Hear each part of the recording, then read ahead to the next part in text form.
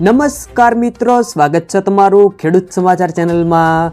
મિત્રો, આજના આ વિડીયોમાં હવામાન વિભાગ અને અંબાલાલ પટેલ દ્વારા ગુજરાતમાં ફરી મોટું માવઠું થવાની આગાહી કરવામાં આવી છે।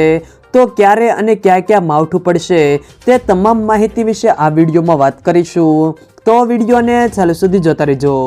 વિડીયોમાં આગળ વધતા પહેલાં જો તમે અમારી ચેનલમાં નવા છો તો આ નીચે લાલ કલરનું સબસ્ક્રાઇબ બટન આપેલું છે, તેને દબાવીને બાજુમાં રહેલા ઘંટી બટનને પણ દબાવી દેજો, જેથી અમારા આવનારા તમામ વિડીયોની માહિતી તમારા સુધી મળતી રહે।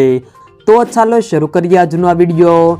રાજ્યમાં ફરી પાછો વાતાવરણમાં પલટાની આગાહી કરવામાં આવી છે, ત્યારે હવામાન નિષ્ણાત અંબાલાલ પટેલે આગાહી કરી છે કે આગામી દિવસોમાં કચ્છ તેમજ ઉત્તર ગુજરાતમાં તારીખ 8 થી 11 માર્ચ દરમિયાન વાતાવરણમાં પલટો આવવાની શક્યતાઓ છે, તેમજ પવન અને વાદળછાયા વાતાવરણ રહેશે અને કમોસમી વરસાદની પણ આગાહી કરવામાં આવી છે, તેમજ 18 થી 20 માર્ચ દરમિયાન પણ વરસાદની આગાહી હવામાન નિષ્ણાત દ્વારા કરવામાં આવી છે।